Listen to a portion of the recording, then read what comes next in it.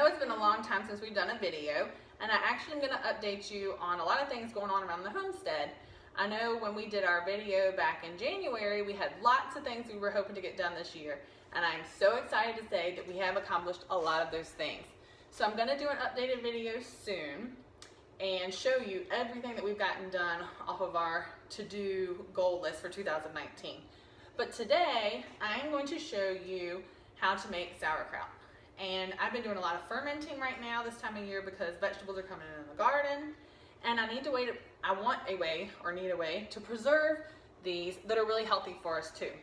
So if you don't already follow us on Instagram or Facebook, follow us at Cram Farms, and there I share a lot of stuff about what we're doing here around the farm during the day. So I've shared a couple of fermenting recipes that I've done recently, and I had some questions about, well, what's the difference in fermenting versus pickling? And what it comes down to is that when you're fermenting, you are getting the good bacteria off of the vegetable, and when you ferment, it makes its own liquid that actually is full of probiotics and enzymes, and they're really, really good for gut bacteria, like healthy, good gut bacteria. When you are pickling something, you're usually using an acidic medium like vinegar. So if you go buy pickles off the store shelf, they usually have used vinegar, and you don't get the probiotics or the enzymes that are so healthy for you when you get your fermented foods. So when you're doing a homemade ferment at home, you're actually getting the benefits of the ferment, but you're also pickling also. So it's kind of like you're doing both. So today I'm going to show you how to do sauerkraut, and it's super, super simple. And if you've never fermented before, it's a really easy one to start with. So I've got one really big cabbage here and one that's a little bit smaller. And I'm going to be doing about a half gallon of sauerkraut. So the first thing you want to do, I always take off the outer leaves first. And some people, you can use these at the end when you're getting ready to finalize your ferment. Some people do that. I'm going to set them to the side, and now we're just going to cut up the cabbage. And what we want to do is take this really hard piece out of the cabbage. You want that taken out. So that's what I'm doing right now by cutting it up. I also want it in pieces that are small enough to go into my food processor. Now you can chop this up with a knife and do it that way. I have the food processor, and I'm going to use it just because it makes life a little bit easier. So I'm going to slice this up really quickly in some chunks, and then I'll let you see when I start it going in the food processor what that looks like.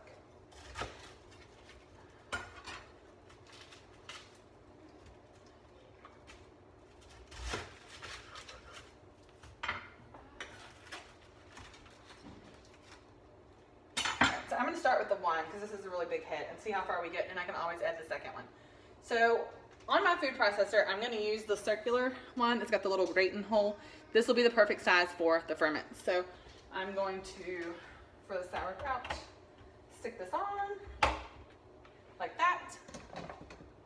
And then we're going to put the lid on. And then I'm just going to start putting pieces through here, and we'll get it all chopped up. So our first piece going in,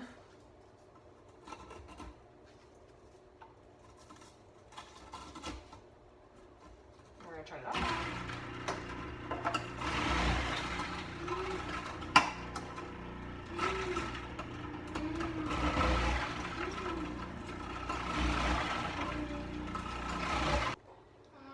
So I got all of the cabbage chopped up in the food processor, and you can see I have this huge bowl of nicely diced up cabbage. So now what I'm going to do to that is just add I'm going to put 2 tablespoons of salt. Now I use pink Himalayan sea salt, and I'm just going to use 2 tablespoons and sprinkle it over like that. And now what you want to do is work the salt into the cabbage and start letting the juices release. So you can do this 2 ways. You can take your hands and just start massaging it in, and doing it all around, and just do it over and over and over again. You'll start to see some of the juices from the cabbage start to come out.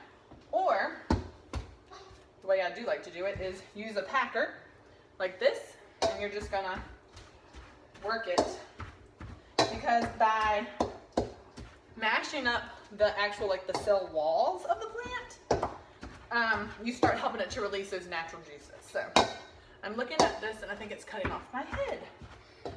Let me adjust my camera just a second. Okay. So you just keep working it over and over and over again. And you're gonna work it, and you're gonna work it, and you're gonna work it.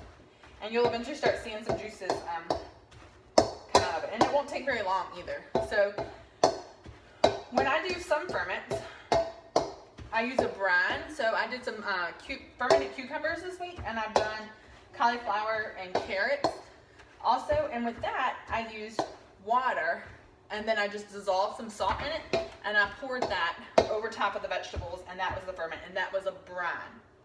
What I'm doing with the sauerkraut is actually called a dry salt or dry packing. And so by that is I'm not adding water to this and making a brine to pour over it. I'm just using the salt, and the salt will naturally break down juices to start coming out of the cabbage. So the more I work it, the more it's going to do that. And you can look and see how it's getting much wetter now. You can probably see in the bottom here. I mean, even if it's starting to get much wetter. It's you can see some of the juice coming out even if I just give it a squeeze. So what I'm going to do now is I'm just going to cover it, and I'm going to let it sit really for about 30 minutes. So it's just cabbage and salt. I've mashed it all around, and now I'm going to cover it with just like a tea towel, and I'm going to let it sit for about 30 minutes, and after 30 minutes we will finish it. So it'll just sit right here until then, and I'll be back to show you in just a little bit. All right, so the sauerkraut has been sitting. You can see how we had all that cabbage before. Now it's kind of just mushed down, and now is the easy part. You're just gonna pack it into your jar. So I'm using a 1/2 gallon mason jar, and I'm just going to start packing it in.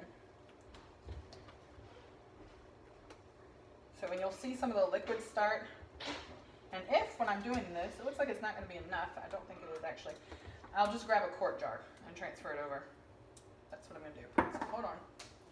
I don't think that's all going to fit there. Let me grab, hold on, I've got to go over here and grab it. You need all your jars from one place. Thanks, Ryan. All right. So we're just going to put this all into here. So it wasn't enough fat. If I had done the other head of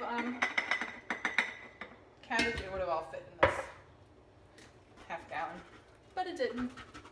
So we're just gonna go with it, and I'm gonna now cram it in here, and I can probably just do another smaller jar. I'll do this quart size jar, and then I can do another smaller jar too.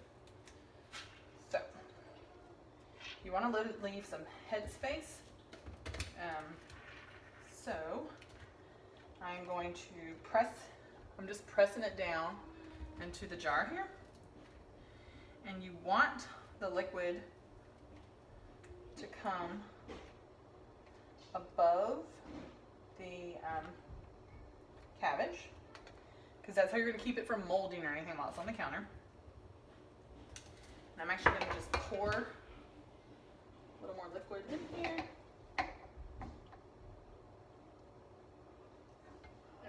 Alright. So you can see I've scrunched it all down. I've got the liquid on the top. And then there's a few ways you can do this. You can use a rock. You can use, there's all sorts of different weights and things that you can buy. but I like these glass weights. So it's like a little, looks like a hockey puck. It's glass, it's pretty thick, and it just fits on the top of a wide mouth jar. And it's going to hold your ferments in there. And see how, that's exactly what I want, is that little bit of juice coming over the top. I'm actually gonna pour a little bit of that juice off because as it sits, it's gonna make some more juice of its own too. So, we want some space in there. Now I'm just gonna wipe the top of the jar off. So I'm just gonna use that same tea towel I just covered it with. I'm just gonna wipe off the top of the jar. And then this is what I use for all of my ferments. It's got like a little nipple at the top. See, it's got like a little hole in it here. And this keeps my ferment from having to be burped. So if you've ever fermented before and you've done a mason jar, then you would have to like burp it to release the gases in it so it doesn't explode. Well, with this, you don't. Now this came from Mason Tops, as did the weight and my little packer, but you can buy them on Amazon too. So this just goes inside of the ring of a wide mouth jar, and that's how we're going to secure it to the jar. So I just tighten it on, wipe all this extra cabbage off the side, and then it's done. Now what I'm gonna do is I'm gonna let it sit for 5 days and then taste it. So it's, at this point, it's gonna go by taste. 5 days, let it sit. You can see if you want it more sour. And then when you're ready, you'll take off this and just put the regular canning lid in there, tighten it back on, and put it in the refrigerator. So you'll see the color will start to change. It won't be this bright green. It'll start going to a more muted green as it sits. So I'm gonna show you 2 others that I have going. These are cucumbers that I have fermenting, and I just did these yesterday, so you'll see the liquid on here looks pretty clear at the top. That's because they've just started, and these have dill and peppercorns in them. And then I have this one that's been going about a week, and you can see that the brine in this one is very cloudy, and so that's good. This is a good ferment that's going. So I'm actually gonna taste this one Sunday, I think, and see what I think, and I can always let it go a little bit longer. But this one is cauliflower and carrots, red onions, garlic, and dill. So that's really it for the sauerkraut. So let me know if you have questions. I'll try to answer them. Fermenting is so healthy for you because you're putting good bacteria into your gut to help fight bad bacteria, and it's just good for overall health. So if you have questions, leave them below. Be sure to follow us on Instagram, and we do have a Facebook page, Cram Farms. And then if you haven't hit subscribe, hit that subscribe button down below and subscribe to our YouTube channel. We can't wait for you to join us again soon.